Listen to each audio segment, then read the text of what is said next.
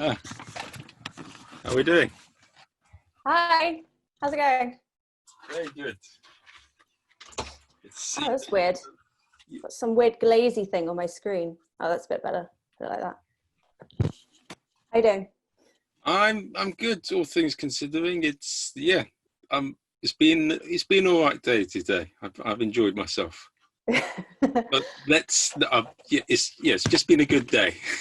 Oh, today? Okay, good. What about Nice. you? I've not really done anything today. It's too sunny.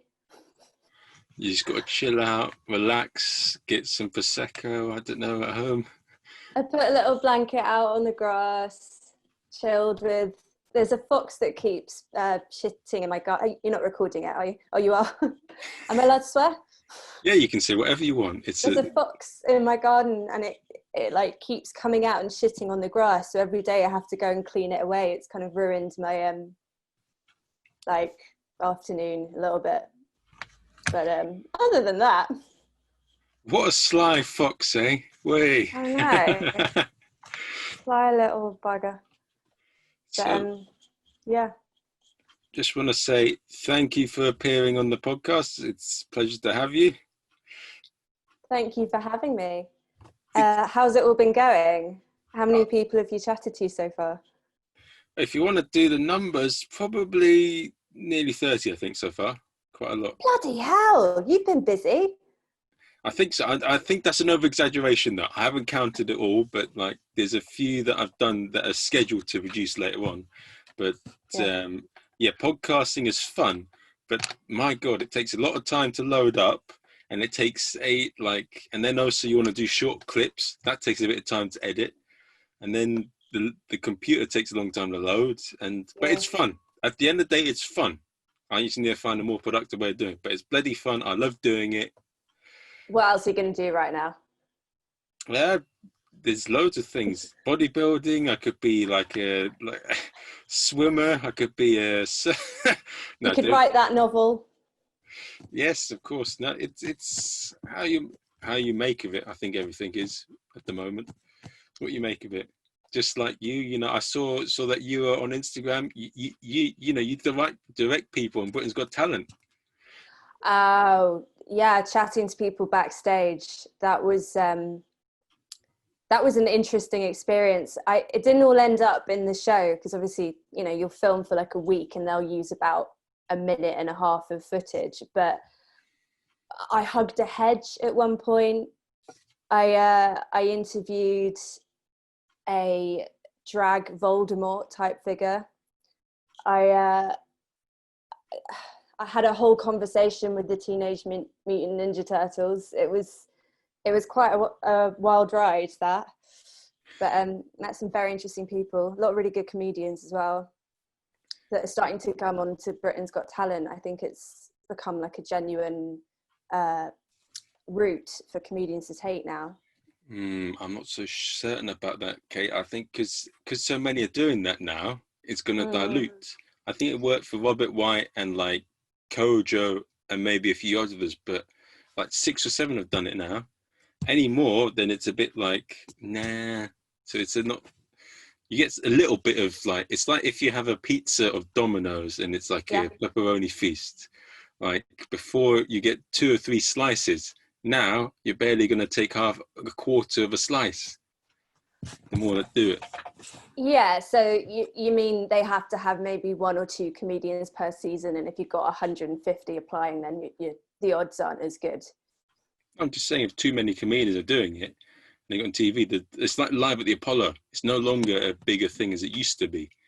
I mean, it's still something, but because so many are doing it, it doesn't mean much anymore. That's so interesting that you should say that. I've been thinking about this a lot recently because I've always had the mentality that there's space for everyone. And if I ever find myself feeling like I don't want to, say if I get an opportunity and I feel like I don't want to share it with someone who's similar to me because I want it, I'll have to like check myself and be like, hang on, there's space for everyone in this industry. Because I'm currently working on a potential idea that does exactly that. And instead of elevating one person, it elevates a load of people. So yeah, interesting thought. So it is. So what's it called? I mean, well, the point is, if too many people are going for the same source and doing things the same way, it ain't gonna work. You've got to do your own thing. So if we all aim for different things and bash down different doors, and then one of us gets in and is like, guys, this one's open, then it's all good. Spread it a little bit more thinly. Is that what you mean? If everyone's doing the same thing, then it's going to be too much for everyone. Yeah, everyone does their own thing. If everyone's trying to do the same thing, then it's going to be small for everyone. Yeah, fair enough. But each to their own. No, it's a pleasure. From what I know of you, I mean, I've only met you for 1 second with Facebook messages for booking the podcast, but I see that you're quite, you do quite a broad variety of different things. Yeah, I started as a journalist, actually, back in the day, and then went to drama school, became an actor, did a lot of theatre and sort of Shakespeare and all that sort of stuff for a while, and then comedy just kept happening, and ended up moving into comedy. But yeah, I work in front of the camera and behind the camera, and I still write a lot. I wonder if it's jack of all trades, master of none, but I feel like there's another idea that sort of contradicts that, whereas if you just keep trying at the things that are important to you, then you'll never be bored. Each to their own. Each their own. What do you think? Tell me what you think. I think, I'm quite a handsome man. I've got like nice hair. I've got Should be a nice model. voice. No. What do you mean? What do I think? What do you think? Do you think it's good to like aim for one thing, or do you think it's good to aim for loads of different things? I think know what you are, know what you want, and then if anything else comes around it, take it. Yeah. So if you want to be Mr. Olympia like Arnold Schwarzenegger, but you get an offer as a Hollywood actor, take it. Yeah, just say yes to everything, and you never know where you'll end up. Yes, if you feel it's right, but not yes to everything. It's like, what's it called? What there, mate? I'm going to pay you $5 if you do 10,000 hours for me. And, if something's not right, then yeah. Yeah, don't do 10,000 hours for a $5. Not a good move. So tell us a bit about your journey, about how you resorted to this, and then how you sort of became a jack of all trades, as you said. Oh, did I say that? Oh, can you cut that bit out? Okay, not jack of all trades. How did you become involved in such a diverse range of categories? Well, I think it started at drama school. So, most people go to drama school, they train to be an actor and only an actor, and then they leave, and that's the one thing they aim for. But I did a course that was a bit experimental. So they kind of taught us to be resourceful and proactive. And if aiming for something this way doesn't work, then aim for that. And through doing that, we tried out loads of different things. And so I've always had it in my head that everything melts into everything. So if you're working as a comedian and then you take a job as a journalist, or you're working as an actor and you take a job as a producer, you're going to learn something that you can use in that other medium as well. So, and I'll just say that again. I don't like not being in control of what I'm doing. And as an actor, you can just be like a glorified table sometimes, especially if you're doing like film work or commercial. And theatre's better, but it has its issues as well, in terms of like, you're not in control of the story, you're not in control of when you work, you're not in control of what you're putting out there. So comedy just seemed to fit a bit more. The minute I started doing it, I was like, yes, I get to control what I'm saying, and I get to write stuff and choose when I perform and work with the people I want to work with. So it all just seemed to fall into place when I started doing stand-up, which I didn't even mean to start doing. It was an accident. How did it happen? Uh, There must be an interesting and funny story there. Okay. You you go to Edinburgh Fringe and there's loads of like one woman show about an old famous Hollywood actress like Marilyn Monroe or Judy Garland, and it's 1 hour and it's just one woman on the stage and she's singing all her favorite songs and telling the story and pretending to be that person. And she's just gone and written it because she hasn't had any work in ages, or she wants to write something for herself. So I was like, oh, I'll just do that. And started writing this story about this actress who I used to love, whose name is Shani Wallace, and she's in Oliver the musical with Oliver Reed. And I wrote it and I let a couple of my friends see it, and they were like, is this meant to be serious? I was like, mainly, yeah. They were like, it's not, it's a parody. And I was like, oh yeah, great. Maybe I should do a stand-up course. And then, I don't know if you've seen my YouTube videos, but I ended up turning this, because I was trying to make a one woman show out of it for Edinburgh, and I ended up turning it into a YouTube series because lockdown. And what happened in this story is true. I actually did contact Shani Wallace, and she sent a kind of harsh reply saying that she had done other jobs that weren't just Oliver the musical, and but thank you for your compliments. So I was like, okay, I'm just gonna have to turn this into a joke, which I did. But yeah, I did the stand-up course, and then I was like, okay, I'll do 1 gig, and then I was like, okay, I'll do 3 just to prove I can do it, because the fear was still there.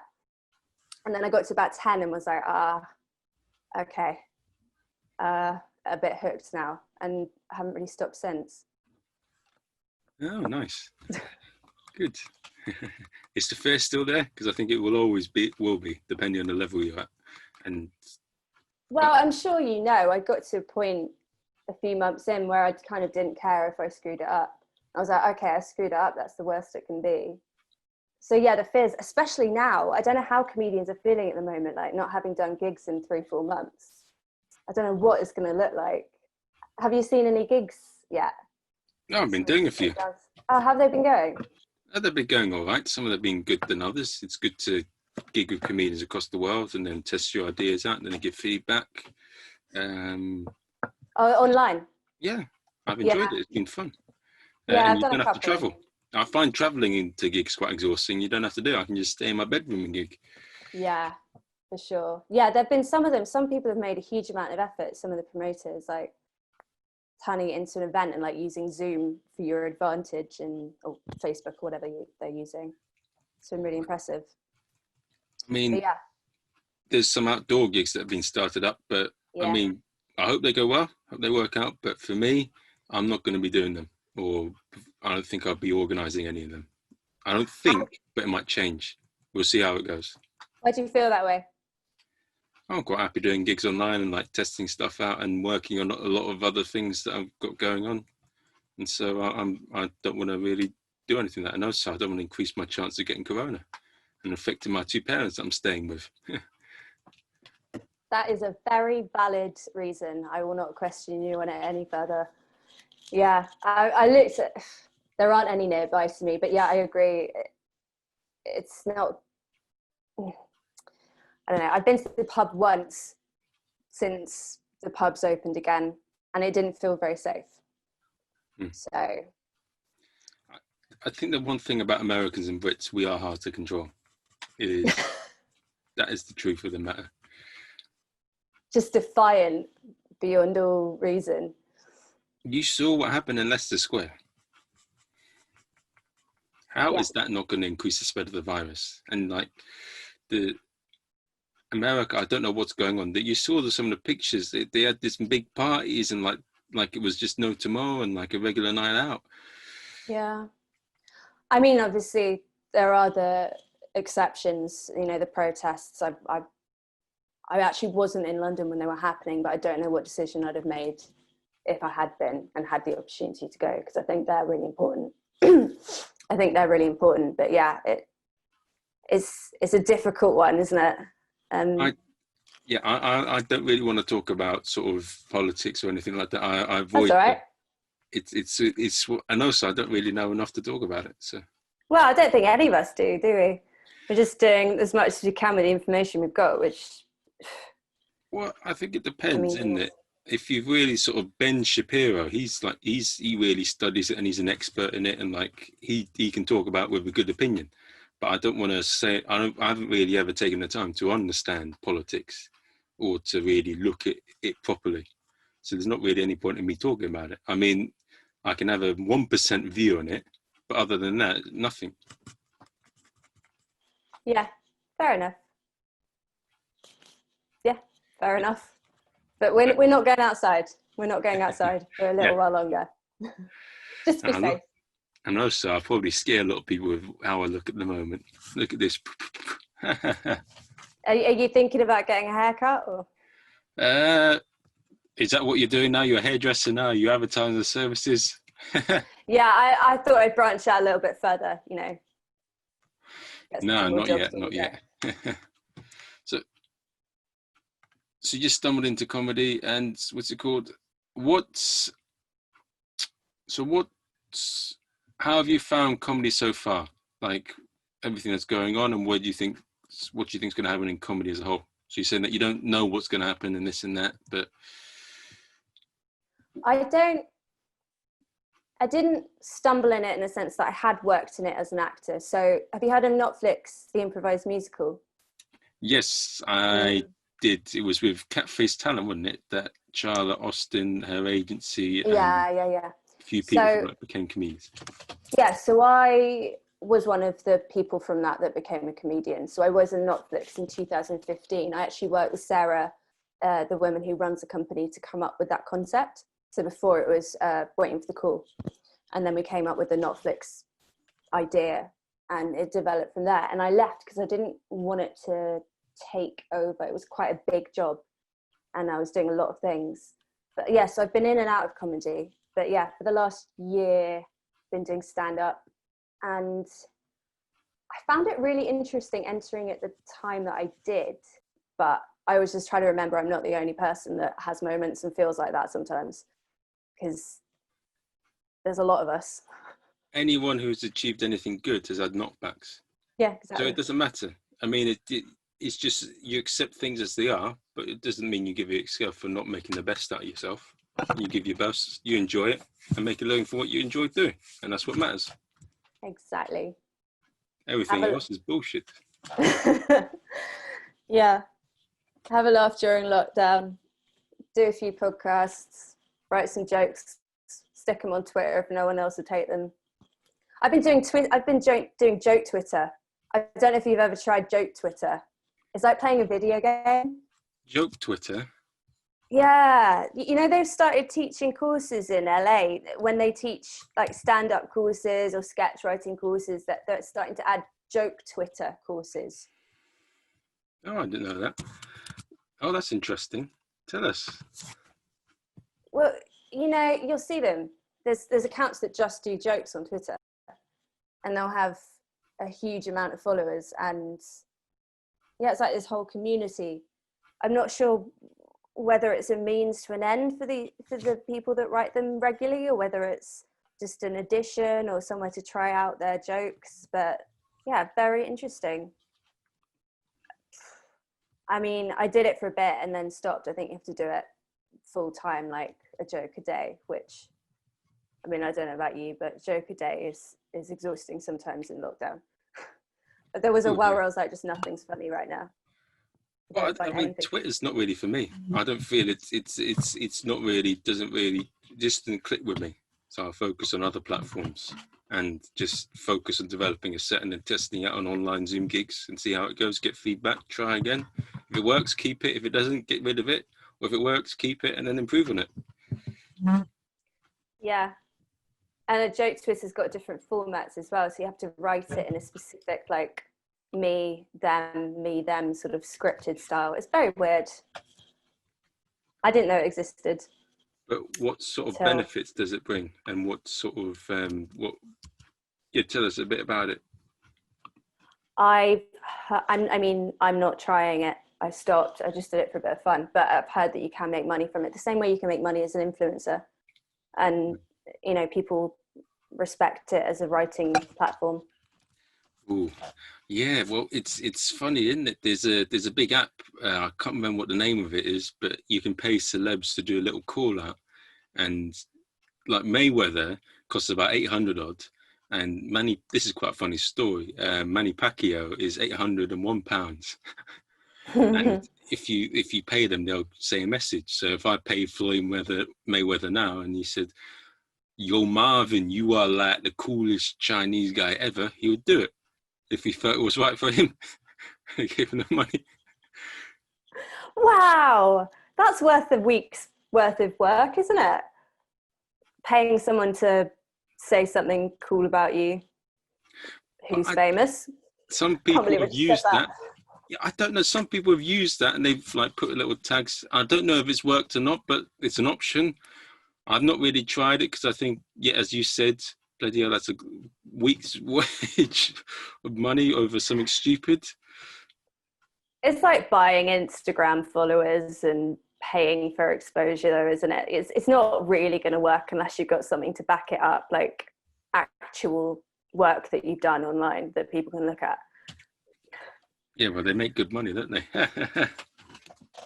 Yeah, the people you're paying do, yeah. Yeah. You would take it if you were in their position too, I'm sure. Or just pour too much water there. Right. Sorry. You would do the same thing if you were them as well. Yeah, someone offered me 800 quid to say something nice about someone on a video, for sure. But it depends who it was, actually. What if it was me? Absolutely not, no. And what's been your sort of passion for performing, and what's like what as a little child made you like say, I love performing, I want to be this, I want to act and perform? I kind of just thought everyone wanted to do it. Like, I remember having conversations in primary school being like, but don't you want to be an actor? Don't you want to be on the stage? No. And just being completely baffled by it. I remember I was in the first school play I was in, I was really little. I was annoyed that I didn't get to play the main part, which was a boy's part, and was annoyed that everyone kept laughing at me. And they had to explain that they were laughing because I was making them laugh, like it was a good thing. So I feel like I didn't really understand what I was doing, but I knew I wanted to do it, if that makes sense. And I think when you get older, you kind of start to question how and why and what. And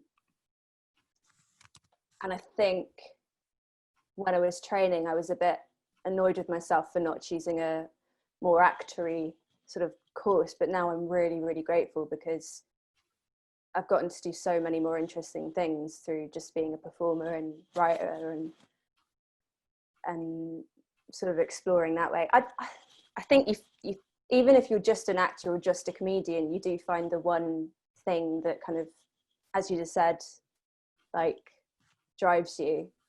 For me, I think it's just storytelling. Oh, nice. I like telling stories. I like making people laugh. I like making people think. And if you don't take yourself too seriously when you're telling the story, then it's easier to absorb, especially if it's got an interesting thought behind it. No, I like making people laugh as well. Like it feels good, doesn't it? You can't lie. It's nice when people laugh at your jokes. You're causing people to laugh. That can't be bad. I mean, it's sort of something that will last, though. Yeah, like sometimes when you goes well, it's a really big high, and it struggles to come down for a few hours. And then when it goes badly, you're just like, somebody bury me somewhere really below this building, and I'm never coming out again. Normally it takes me about 3 or 4 hours, and then or 2 hours or a couple of hours, and then I'm all right. And I'm like, all right, no worries, done. I just go to bed. But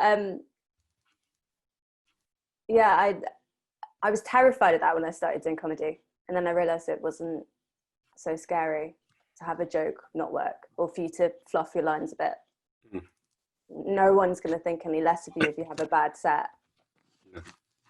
which is nice. They don't have that sort. I don't think they have that sort of camaraderie in the acting industry. Sort of like all the comics support each other at every gig, and that's really nice. I'm going to ask you a stupid question. Go on. How does it all work when you're going for auditions and you're sat next to each other, and like you're outside the room, you're sat in these chairs? Is there any like eyeballing, or is there any sort of trash talk and say, "Yo, you're not wearing that dress right. Excuse me, mate. Those glasses were last year."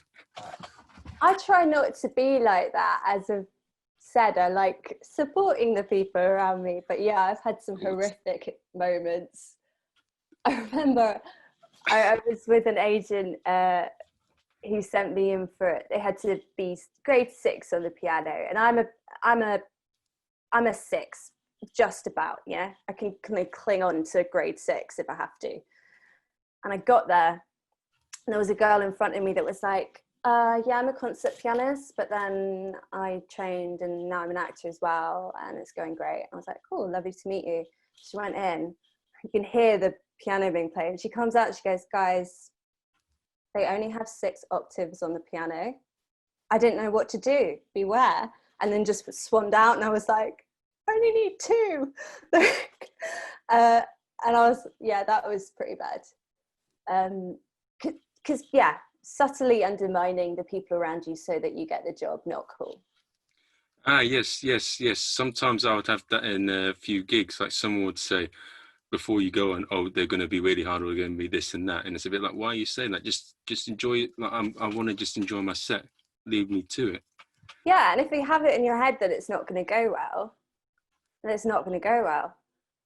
Yeah. But, you know, sometimes you'll be at a gig and it's not going well for anyone, and you'll just think to yourself, okay, I'm gonna win them over, and then that's all you really need is that thought in your head. This is gonna work now. That's still pressure as well. I think maybe the best mindset, I mean, I sometimes struggle with this as well. I think the best thing we should do is just to try and enjoy ourselves, have a good time, and just think the worst thing that's going to happen, you will learn something. Yeah. That's what I think we should do, but we don't.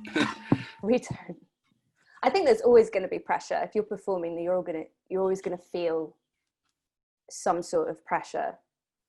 Yeah. But when I was acting regularly, I learned to, you know, just before you go on stage, you'll want to be sick, which I don't know if you've ever felt that with a comedy gig, but definitely on opening night of a show. And because that's never really going to go away, I just learned to turn that I want to be sick feeling into excitement and use the adrenaline.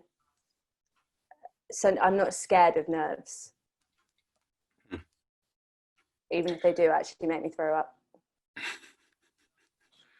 I had a personal trainer who's wanted to be an actor as well. I mean, look at me, I haven't done that well with it, but I mean, I've done okay, but I'm not like, oh. But the thing is, he said to me what he did, would he do some sort of power poses or something to try and get himself more confident for an audition? Like the power lean? Yeah. Like the David Cameron power lean, yeah. Yeah. But I don't know, he said it helped him and get more relaxed. So, I mean, like, it does help to have maybe something to sort of prepare for the gig. Oh, I'm so bad at being relaxed before auditions. I need to have some sort of hypnotherapy or something just to chill out. Because, yeah, even if you're so right for the job, you know, and you could absolutely smash it and it's exactly what you should be doing, if you go in there and screw up the audition, then they'll never know. So I feel like auditions are even more nerve-wracking than the actual job. It's like, yes, like the dog's bark is worse than its bite.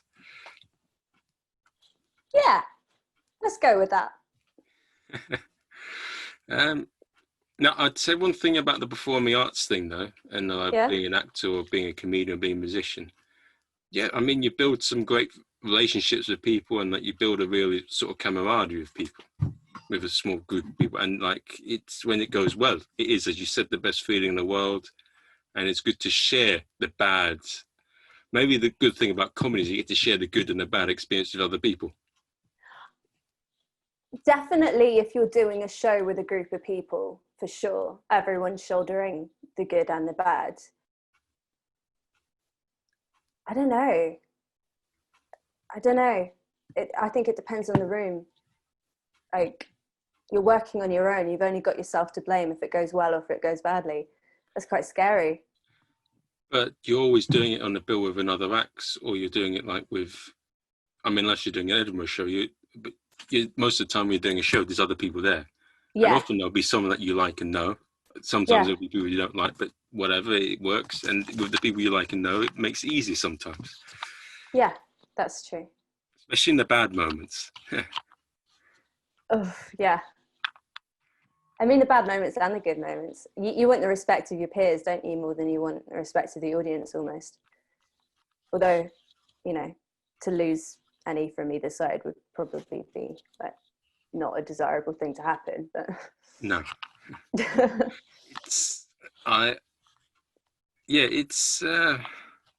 So you do sort of improv. You've done improv and acting as well. Yeah. And the quote that I came across recently, a friend of mine called Kat, she's a comedian on the circuit, like Thai lady, lovely lady, and she put this quote up saying, if you don't like someone, keep it to yourself. No need to invite others to your cause. Yeah. I absolutely love that quote. I think that's fantastic. And I think one of the things also is, yeah. There was another quote, but I've forgotten it. I'll say it later. So you've done all these different fields, and you'd like to say that you gain a bit from each one of them. How would you say all the different things you've been involved with have helped you in sort of your performance time as a comedian? Understanding narrative, which you get from writing, from directing, from being part of a theatre company, from journalism, just understanding how to pull a story together. You know, as humans, we always try and thread something together to make things that have happened to us make sense. And so the story is kind of, it's your perception of it. And that's the skill, I guess. Understanding how to sell a show or an idea as well. And I think if you're working in, I did a show at the Arcola, and it was with two sort of really well-respected RSC kind of actors, kind of RSC. One of them was Greg Hicks and the other was Claire Higgins, and they're kind of like giants, older actors.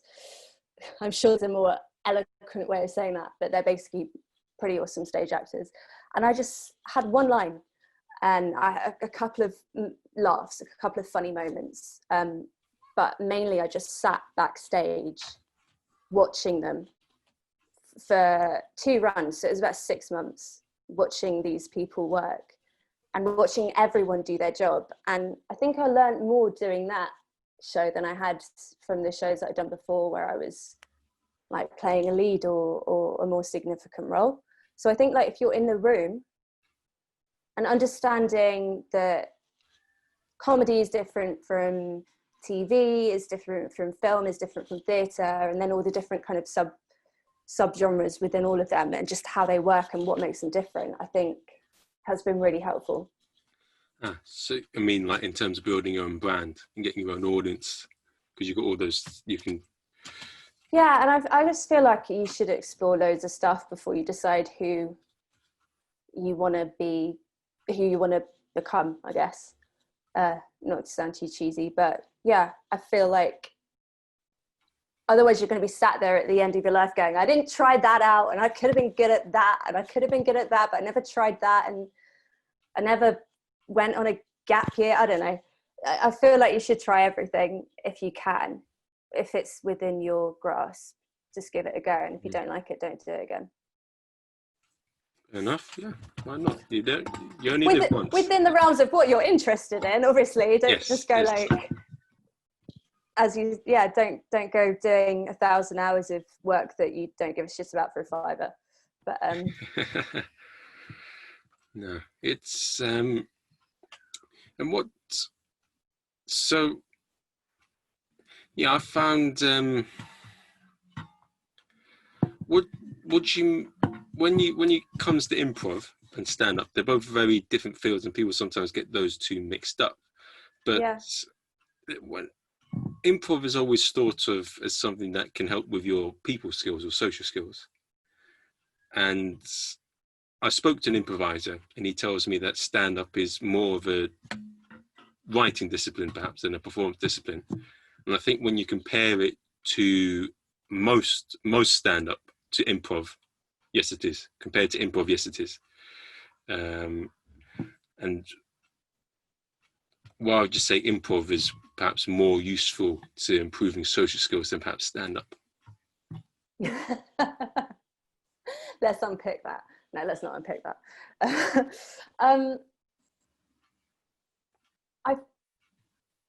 I think because I had an improv background and improv was the closest thing I'd done to stand up, I did think that the skills I learned doing improv would help when I started doing gigs, but I don't think most of them did. In terms of owning when a moment goes wrong and turning it into a joke, yes. Because that, for me, improv was just laughing at all the people screwing up, which was mainly me, and then putting your mate in the shit and then laughing more and then going, okay, we're going there. I have to say yes. So yeah, fine. That was insane, but fine. Do you know Pernilla Holland? Yes. Yeah. Lovely lady. So I was in Netflix with her, and her first gig, I brought her in because I'd known her from drama school. Her first gig, there was a bit where her and this other girl, Holly, they were having, they were making a deal and they were about to shake hands, and Pernilla spat on her hand. And Holly was just like hesitating and waiting, and she just looked at her and was like, it's really there, isn't it? She was like, yep. And they had to like, saliva everywhere. It was hilarious. But like in improv, that's the bit that makes you laugh. It's the bit where you can see the performers are going, I can't believe this is happening.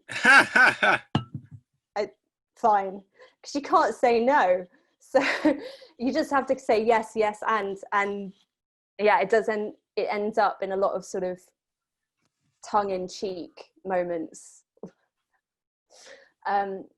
Whereas stand-up, that rarely happens unless an audience member gets involved, and then you really have like a back and forth going. You have to kind of skip over it. You can't make like a massive thing out of screwing up a joke. You can make a joke carry on. And I found, for me, it doesn't work to linger on it. Whereas in improv, you linger on it for as long as you can until it's funny again, And one thing that I'm also looking at is Sam. Do you know Sam Russell? He MCs for Angel Comedy quite a lot. I think so, yeah. He did the Angel writing workshop, and what he does when he's developing material, he just yes ands himself a lot. Yeah. And that's his thing for developing ideas. So. Okay, this is a bit of a random thought, but I watched Frozen 2 last night. I don't know if you've seen it, but I watched Frozen 2 last night with a mate because it came out on Sky Go. And it's a kids movie, right? And it's very funny, but there's this bit in it where what's his name, Jonathan Groff's character starts doing an 80s music video, and and we were like pissing ourselves. And I could just imagine the way it happened is the writers are sat in a room going, wouldn't it be really funny if we did this? Wouldn't it? And they keep going, and then the studio execs are like, yeah, fine, just do what you want, we don't care, this is going to sell really well, so just do whatever the fuck you want. And they're going, really? Like, whatever we want? Are you serious? And I think if you have that mentality, it's really hard to get that mentality, because you're often trying to play to what you think people are going to want. But often the best stuff happens where you're just like, I'm going to just write it down anyway and see what happens. Make it even more obscene. I'm trying to adapt that into the things that I make next anyway, and just be like fearless and screw it. But it's hard. But that's the thing, because do you know of clowning? Oh yeah, love clowning. Have you done a clowning thing? And Yes, I have indeed. so I've done it. I did a bit of clowning with Mick Barnfather, and one thing I've always and I went to Philip Gaulier, and I got bloody had to come back here because I had no money. It's very, very what's the word? I don't know. It's Philip Gaulier is like big in the game. He is, and he's amazing, lovely man, but he has a hard exterior like Gordon Ramsay. Yeah, I can imagine. I worked with Marcello Magni from Complicite, and he's the same. Like, you know, underneath he's lovely, but he terrifies you. Yeah, he scares the shit out of me, Philip. But one of the things is, and I'm definitely going to do the third term if he's still, hopefully still there, when I'm back there next year.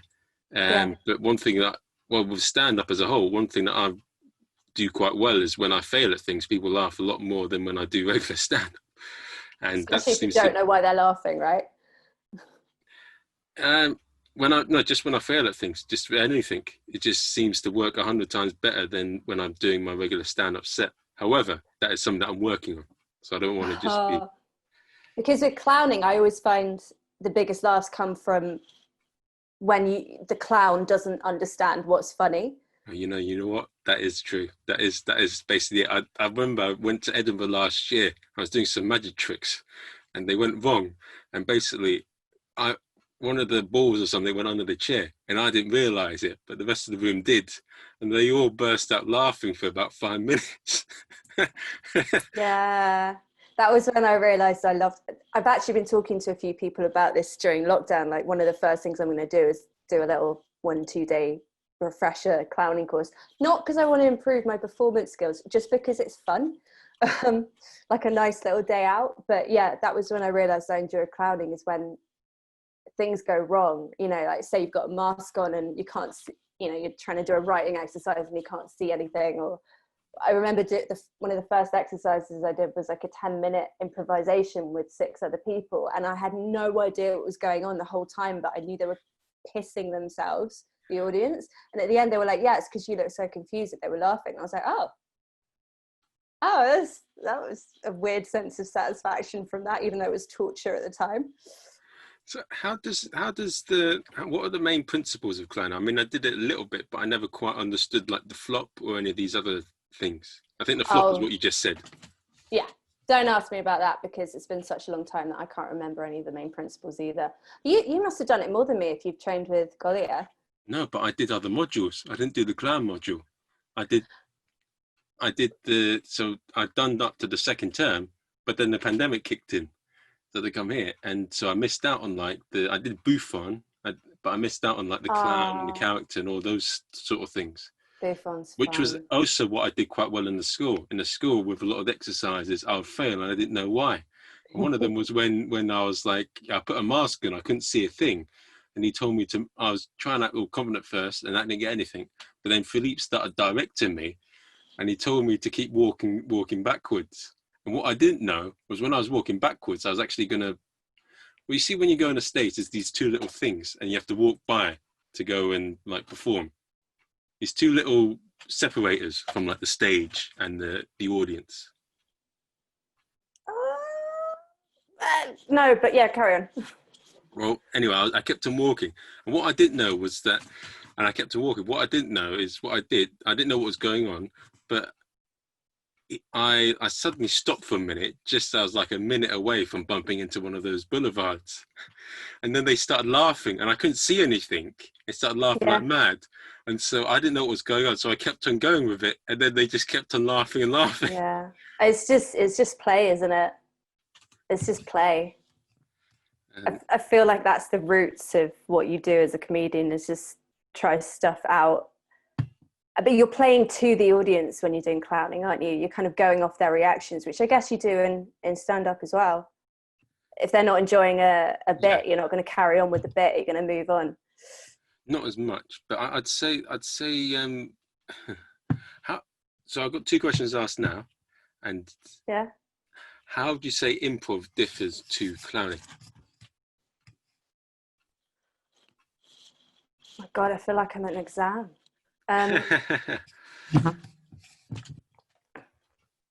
Clowning is more physical. Improv is words. Smashed it. Okay. See, No, clowning is physical theatre. Basically, there's I don't think there's a huge amount of maybe in certain forms of sort of commedia dell'arte there'll be sort of speaking, but I think generally with clowning it's physical theatre, isn't it? Yeah. And improv is, I guess, the same thing, but you have to be a bit clever about it and you have to use your words to move the story forward.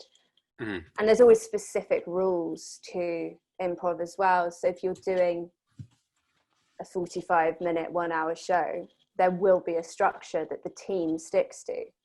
And anything that happens within the structure, I've just realized that might be me. Anything that happens within the structure is yes and, but you do have to keep to the structure.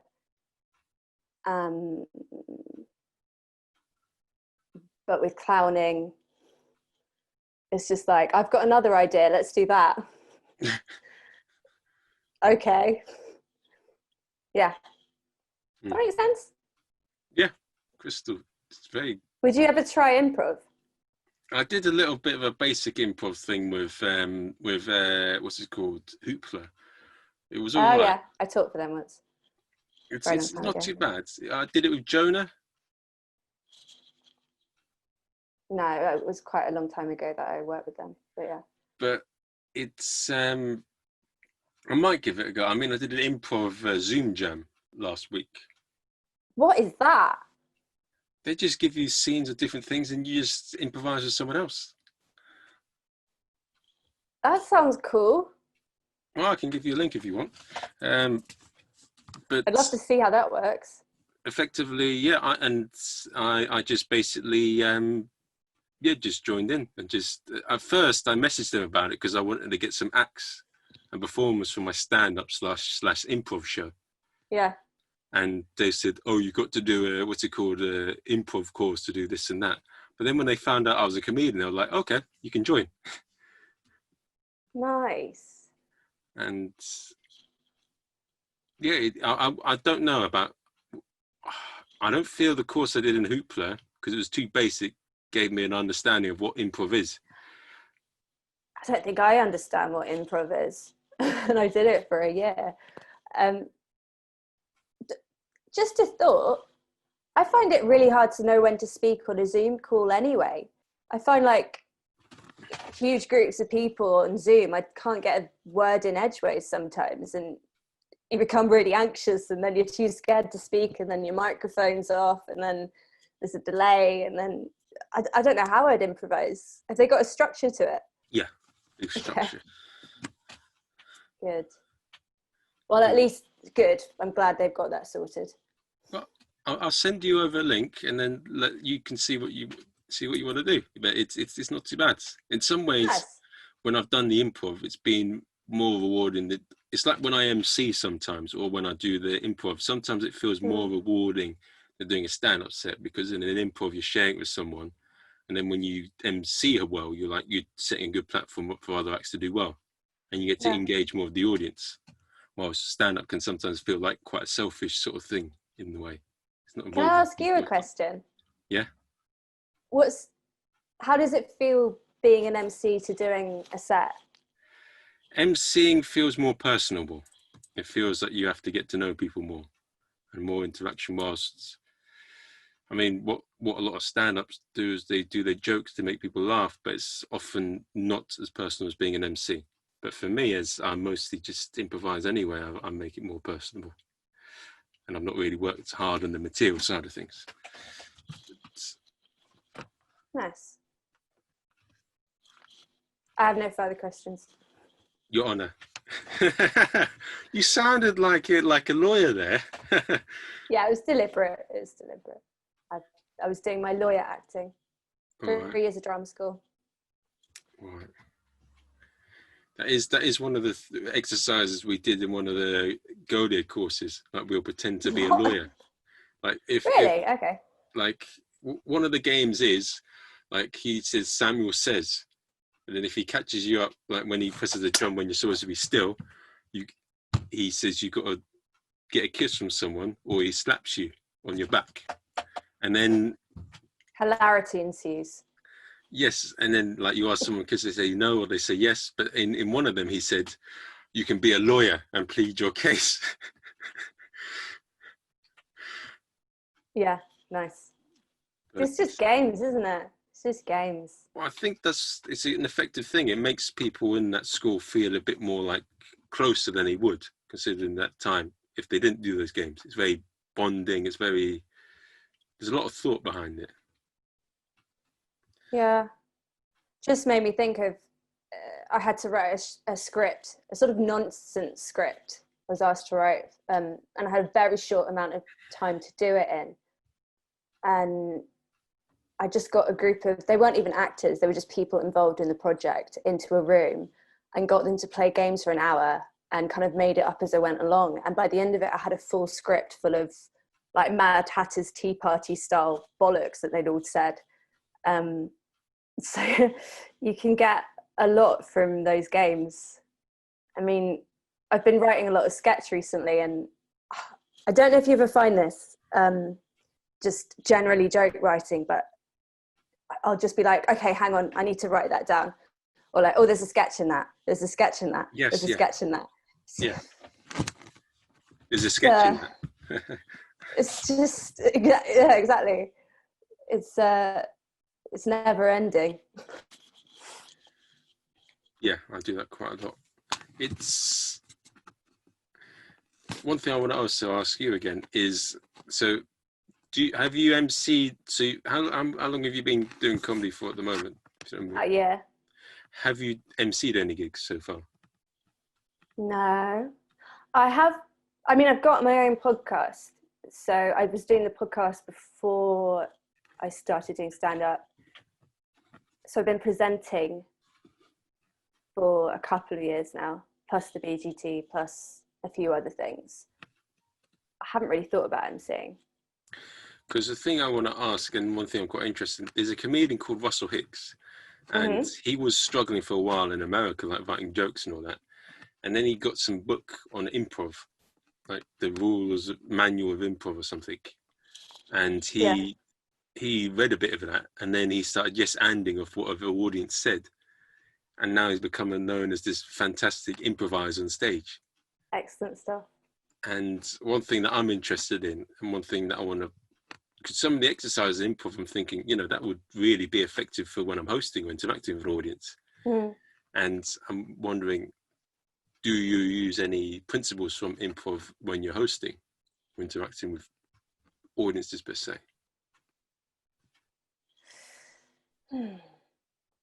Well, the closest thing I've really come to MCing is I work with a company called Impossible Things UK, and they're very, very cool. They work mainly in this venue called the Aeronaut in Acton, and they do weekly cabaret shows, and then they'll have singers, and I work there mainly as a singer, but we have to talk to the audience. And I found that really difficult when I started, but I think it's just about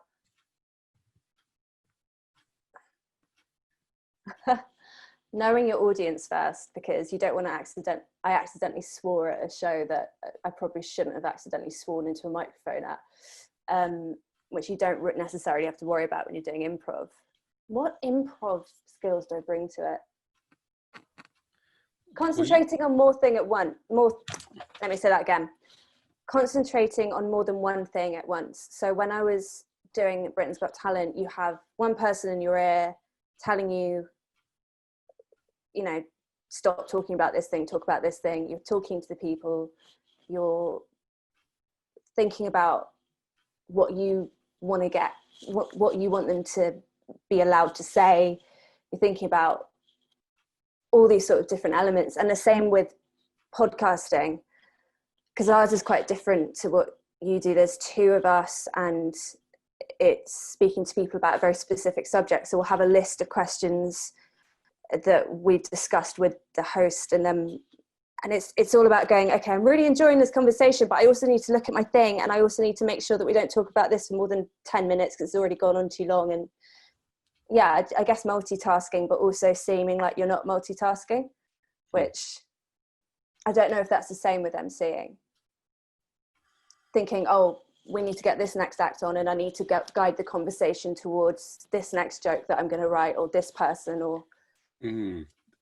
There is actually, what you just said, that there is a point, because what a lot of MCs do is they'll talk to the audience and they'll make sure that that topic that they talk to the audience about relates to a bit of material they often do. Yeah, I've noticed that. And also saying something about the comedian that was just on, making a little joke, linking that to some material. I've noticed they do that as well. Yeah, make it seem seamless. They're all liars. Oh, I did this the other day. Reminds me of... yeah.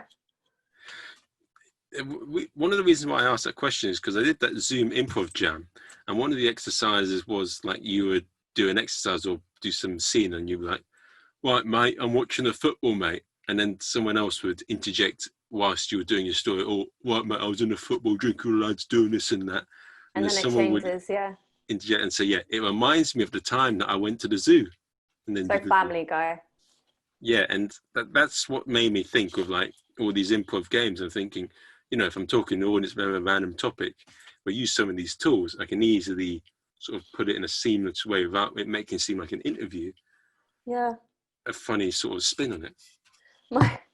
My first ever comedy gig that wasn't part of a course, I told a joke and I didn't think about it, but basically one of the guys in my story was called Dick, and at the beginning the MC had spoken to this guy whose name was Dick, and she just stopped after, you know, as an MC would do, she stopped after he said his name and was just like, thank you, I don't even need to do anything with that.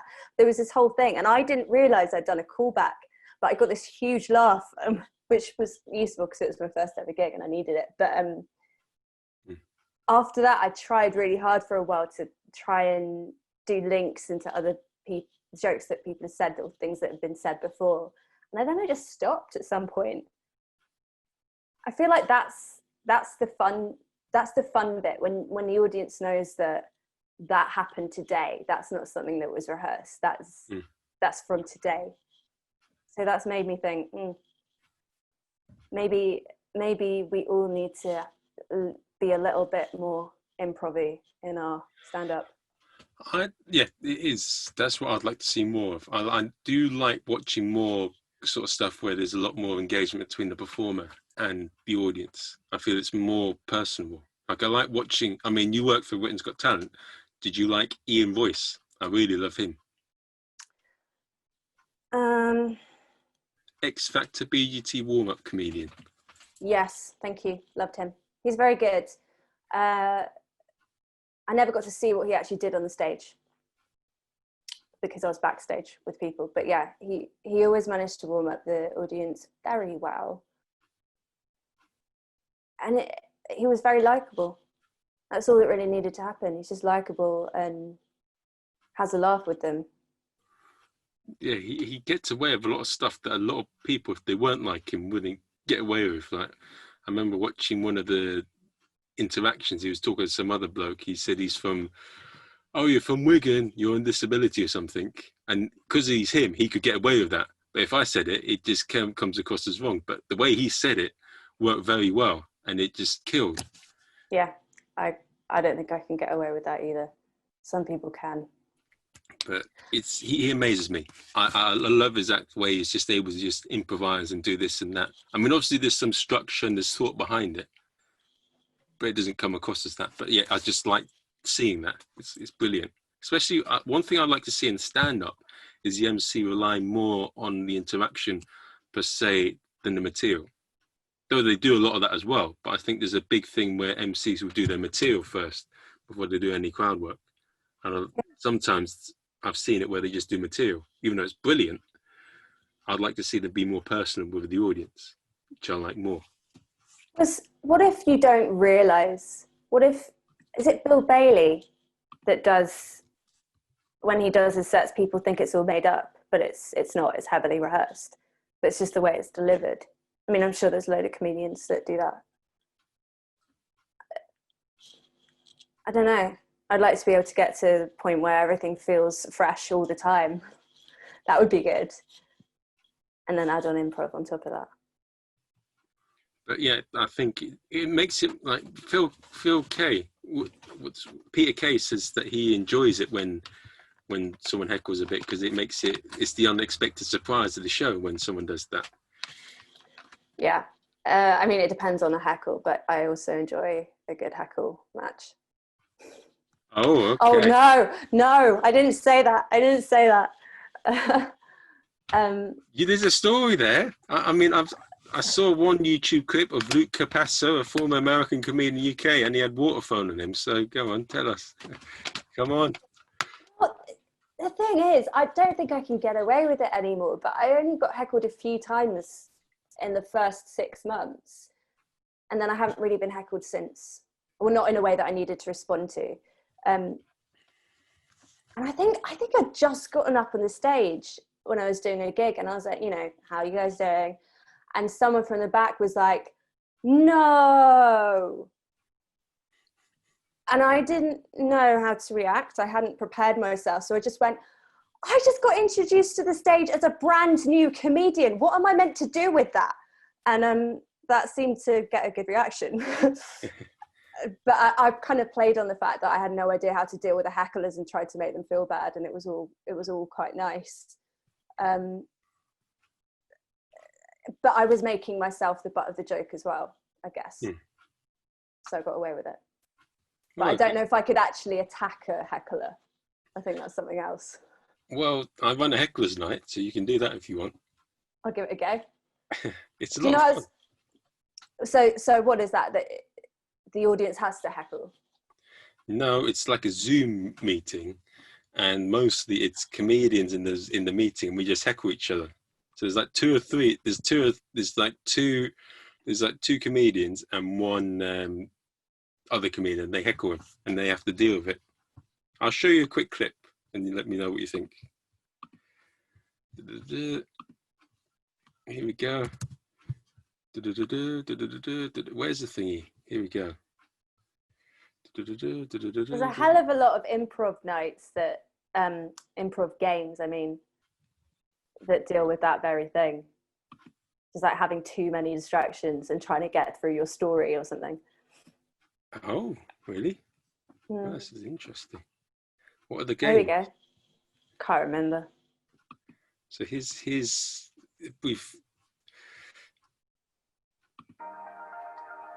some of it's good. So I was going out with this Asian girl a little while So he's ago, the comedian. and Then things got hot and heavy in the bedroom.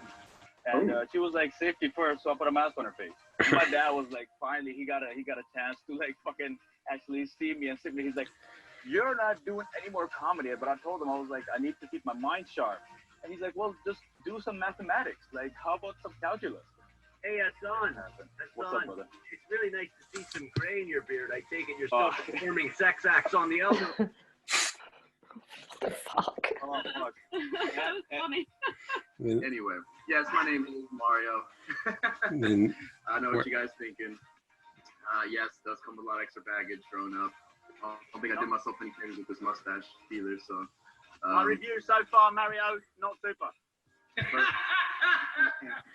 okay. Mexican sausage today. Okay. Yeah. Wait, let me cancel that. Wait a On second. my barbecue, that was great. It's massive and it's Okay, so that's the show. It looks like a good exercise, a good experience to go through. I wonder what they'd say. I don't know. Do those guys all know each other, or are they just coming up with random insults? No, it's comedians from across the globe. Some of them know each other, but most of them are from different parts of the world or different parts of the UK, and they've not seen each other. just being vile to one another. It was Yeah. lovely. It's great. Another thing, mixing stand-up and improv. What's that show that's comedians are given a subject and they have to riff off it? Eaten Live. Is it? There's another one. It's in Edinburgh every year. Eaten Live, isn't it? With Yeah, Darius Davies and Leo Kearse. Yeah, maybe there's two. But yeah, I'd like to try that. Because that's essentially... Oh, set list. Set list! Yeah, that's the one. I saw Aisling Bede's set list. Was like, you're my hero. Because everyone else comes on and start doing, oh, I know some material. Let's improvise this towards some material that I have. Yes. She just full on went in with, I used to be a sheep. And it was just amazing. And then you could see her brain just go, okay, we're here. Let's keep going. Yeah, that was great fun. And I think Neil Malarkey does that. Yeah, most likely. Yes. I think I noticed that. Yeah, a lot of comedians will they won't actually do the improv. They'll try and switch their material into it. Like I saw that Ishan Akbar did it, and his topic was religious cheese.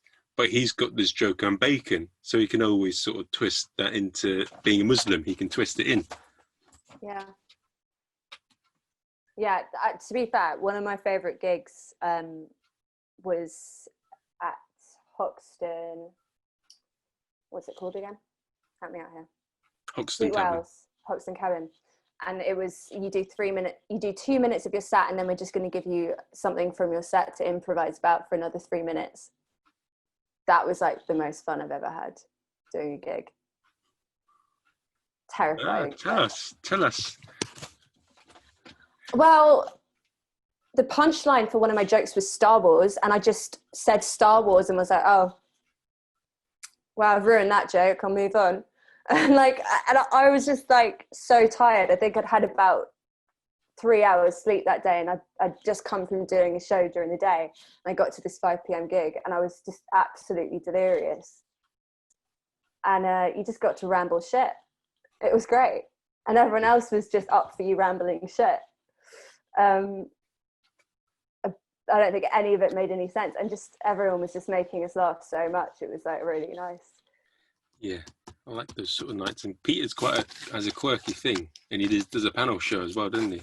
Yeah, I think he's great. Yeah, Really I like his Alexa thing. Yeah. He's got some good sketches as well on YouTube. He's a good videographer. Yeah, he did a, what's it called? He did a sketch thing with, do you know Ashish Suri? Yeah, of course. He's great too. Yeah. They do one together. I think, for the Leicester sketch off thing. Oh, cool. So it's been interesting. It's been fun talking to you. I mean, it's been about an hour, but it did not feel that. It felt like it was 15 minutes. Yeah, we chatted very quickly, didn't we? We covered everything. I feel like we've put the world to rights. One thing I like to do in my podcast is I like to ask 2 sort of life story questions. So Okay, go on. One of the questions is, what is a quote that you'd like to live your life by? Namaste. I'm trying to think of another quote that isn't the quote that I'm thinking of, because I want to sound more interesting than I actually am. But I can't, so I'm just going to give you that. I've got it tattooed on my ribs, and it's a Shakespeare quote, and I got it before I started being a Shakespeare practitioner, so it was original then. And then I got to the Globe, and other people had it tattooed somewhere on them as well, and I was like, oh, for fuck's sake. But it's, to thine own self be true, and it will follow as night to day. Thou canst not then be false to any man, but to thine own self be true. I feel like if you're doing that, then you've got the first bit sorted. So the message of that is just to be yourself. Yeah, or make decisions that are based on your truth. don't make decisions based on anyone else's. Okay. Unless you're wrong, in which case make a decision based on the person whose truth is more correct than yours. One other question. I've not heard of that quote. It's funny, whenever I've done this part of the stage, most of the time, it's always come up with something different, and that's definitely one of the different moments I've not heard of before. One of the other questions I like to ask is, what advice would you give to the younger Katie? The younger me? Yeah. So if you came and saw your younger self along the street, pursuing her career, trying to be in performing arts, and you had to stop her right now and you had to give her some advice, life advice, what would you say? How old is she? Okay, so when she was a little girl and when she decided she wanted to be an actress and performing artist. It's going to be even harder than you think, but just keep going. Which is actually some advice that someone gave to me a few years ago. They said, this industry isn't loyal, but keep going. And the little girl, it's good that they're laughing. Chill out. Yeah. Oh, I love that. It's good. It's not a bad thing that they're laughing. Like, that's okay. And so you would just say, look, young lady, don't worry. It's a good thing that you're laughing because it will lead to this and that. I'm the future you. You don't have to be like the serious actor. And there's a route for everyone. Maybe that's a bit of good advice. There's a route for everyone. Stop comparing yourself to everyone else and thinking just because you didn't do what they did, that you're not going to do something that you like just as much. And also, what's it called? One thing I would like to add to that, you know that there's two actors in the Game of Thrones that do comedy, like Dolores Ed and Theon Gravejoy's sister are comedians. Oh, yeah. Well, the two things overlap quite a lot, don't they? I think a lot of actors would never do it because it's so exposing. It feels so exposing to be like, I'm going to go out there and tell jokes and expect you to laugh. Like, that's quite a scary thing. But actors are vulnerable. Actors are, yeah. Actors put themselves through the ringer in a different way. So I think both comedians and actors are very sensitive. That's one thing they share in common. Bloody hell. Very emotional people. Yeah. That's something I've become more aware of. Like, there's a saying in it, sometimes you try and be honest sometimes, but then if you say the truth, you have to say it in the right sort of way. And sometimes you have to be very cautious about when you give the truth or something like that. Because otherwise it's going to really be very, sometimes it's better not to. A lot of the times they say honesty is the best policy, but I'd say maybe it's better to try and be honest, but a lot of the times it's not. And the times where you think you should say something, it's often not the right case, because people hold resentment and some people get very sensitive, like. I think empathy is the best policy. Actually, yes. Empathy is the best policy, but with boundaries. Empathy with boundaries. Empathy with boundaries. And good intentions. Empathy, boundary, good intentions, but yes, that's a good. But yes. Yeah, that's and do you have any? That's fantastic. That honestly, that's brilliant.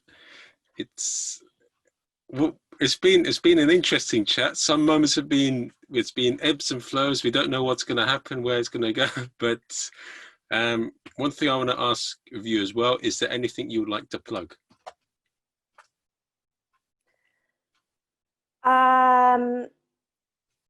Season 3 of Diversify is going to come out in August, and we've got some really cool guests on it. We've got 2 comedians as part of the mix. We've got Kai Samara and Maisie Adam.